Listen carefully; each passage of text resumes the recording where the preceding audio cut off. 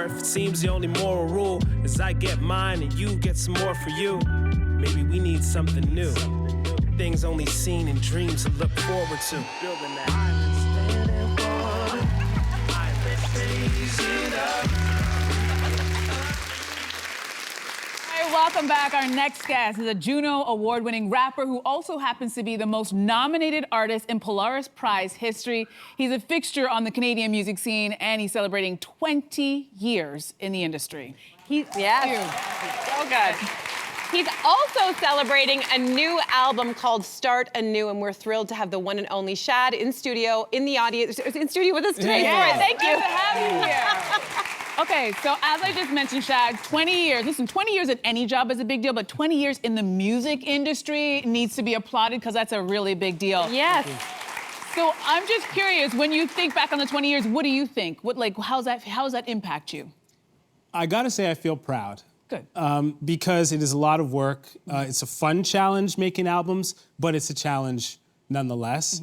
And so I get a tremendous amount of satisfaction from just completing what I set out to do. When I conceive of an idea and then I go out and I turn it into a tangible reality, creatively I get a lot of satisfaction from that, but also just in terms of integrity, personal integrity, it feels like a sort of morally right thing to do, to just finish what you start. Yeah, So, good. So good. So your new album, as we mentioned, is called Start Anew, and it really feels perfect for this crazy times we're living in right now. And it's all about how we can collectively move through change and loss. So what was the change and loss you were reflecting on when you were creating this album? So I was looking a lot at our world and our challenges and our tensions.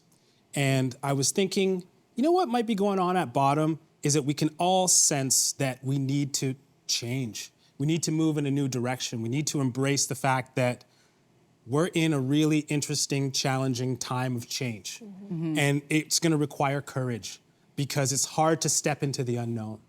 Even if what we know is destructive or is hard or is, toxic, it's still hard to step into the unknown. If you think about a toxic relationship, for example, well, why is it hard for people to leave? Because it's what they know.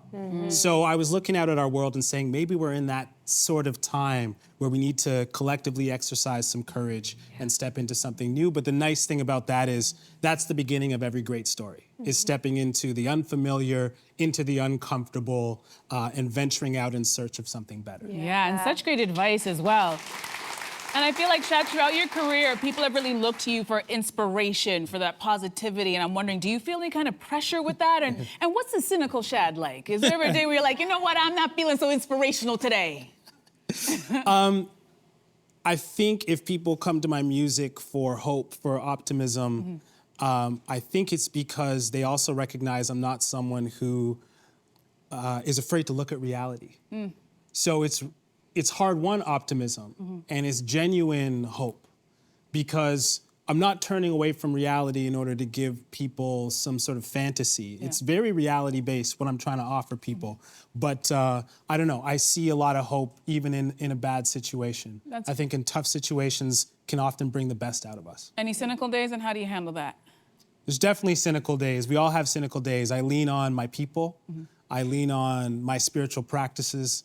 I lean on playing basketball. I lean on all the things that we all lean on to cope. Yeah, great advice. You've been getting pretty nostalgic while reflecting on this 20-year milestone, understandably. I'm curious about, as you look back at old memories, what do you feel most nostalgic for? This industry has changed so much, as has the world. Yes. What am I nostalgic for? I'm nostalgic for the ephemeral in-person experiences where you had to be outside. Nobody captured it.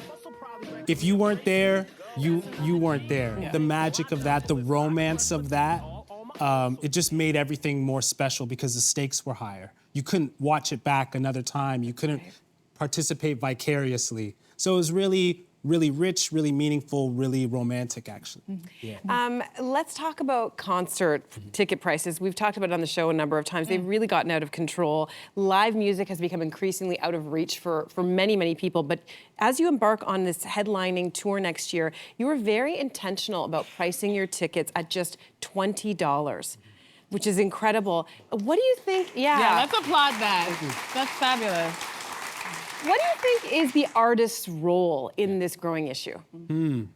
Yeah, I try to keep all the club shows in the $20 range as much as possible. I think the artist's role is the same role that we have in our music, which is to be creative, right? We're supposed to be, I think, as artists, creative and courageous in everything we do, not just the music we create, but how we participate in business, how we participate in life. We're supposed to model a level of creativity, a level of courage in trying new things. And so that's what I'm trying to do with this. But you're not at all worried about people just reselling and upping the prices, and then you don't, as the artist, get any of that money? No, I'm not worried about that.